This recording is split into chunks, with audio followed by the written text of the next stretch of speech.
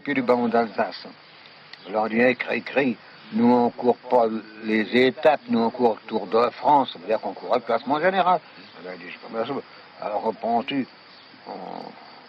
on va rattraper le Frisé. Le Frisé, il était à 150 mètres en train de retourner la roue. Le Frisé, c'était la Pise. C'était la Pise, hein. On va dire oui. Bon. Alors, on devait s'attendre, puis monter à notre force, voilà. Alors on part, on va rattraper le Frisé. Le Frisé, il était peut-être à 150 ou 200 mètres, mais pour rattraper dans une... dites donc... Faut le faire, et puis on venait de tourner la roue. Alors on passait, nous, de 5 mètres 10 à 4 mètres 7. Oui. Alors, il faut le reprendre, le petit moulin. Il faut le reprendre, on pédale dans le vide, puis après on coince, ça va pas. La quarta tappa segna un netto successo per il gruppo.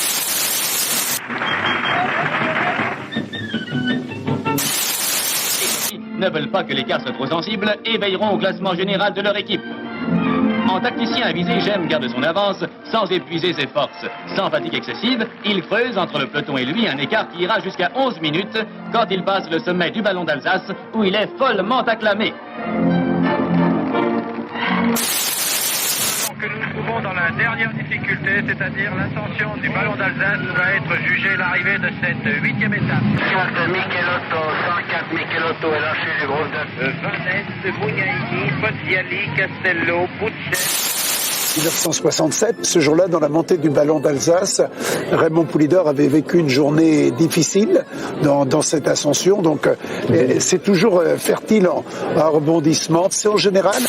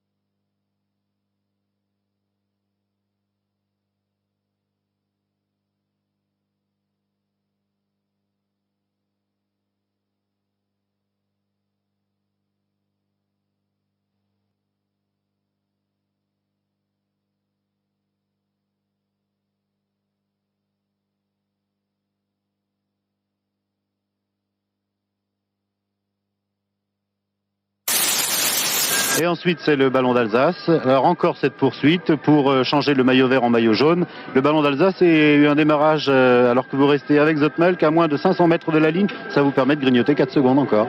Effectivement, et c'était peut-être la guerre des nerfs entre lui et moi. Une petite guerre psychologique. Oui, c'est une guerre qui a quand même fait énormément de mal parce que le lendemain, nous avons fait encore les Rush Timka, je crois que c'est le lendemain. Et c'est peut-être là que Joop a commencé à perdre le maillot. Cosa può essere successo? Non lo so, non c'è stato accordo, è stato un grosso errore, era quello il punto dove potevano mettere in difficoltà la maglia gialla. Dietro tirava solo lui e il suo compagno Udo Bols, davanti erano in 10, almeno in 6 o 7 avevano tutto l'interesse di collaborare e in 10 si poteva andare molto forte, invece all'improvviso c'è stato questo rallentamento e ne ha approfittato Ulrich. Mentre in quest'ultima salita non c'è stato più scatto, la corsa è andata via senza nessun più sussulto con questa fuga. Molto bravo Didier Roux, ma Pantani e Virenka sono rimasti nella scia almeno fino a 1 chilometro dalla vetta. Ed ecco che Didier Roux si aggiudica il prestigioso traguardo del Gran Premio della Montagna del Ballon d'Alsace. Roux in classifica generale è 46esimo a 2 ore e 28 secondi. Philipsen décide de faire la course en tête, bientôt rejoint par l'Italien Dario Cioni. Ensemble, ils franchissent les 3 premiers cols vosgiens. Le Danois commence alors une longue échappée solitaire. Au sommet du ballon d'Alsace, il s'impose magistral avec plus de 4 minutes d'avance sur ses poursuivants.